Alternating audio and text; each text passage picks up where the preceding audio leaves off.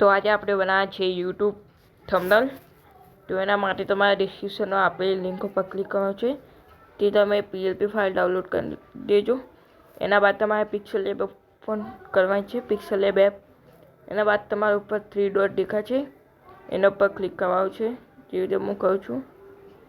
અહીંયા open PLP file લખેલી છે, તેના પર ક્લિક કરવાનું છે। તેના બાદ તમારા ઉપર PLP લખેલું છે, એના પર ક્લિક કરો।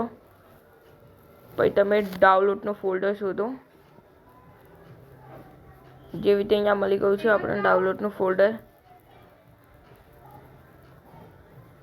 તેના બાદ તમારે સૌથી નીચે જવાનું છે। તેના બાદ તમારે અહીંયા મળી જશે યુટ્યુબ થંબનેલ, એ લિંક ઉપર ક્લિક કરવાનું છે।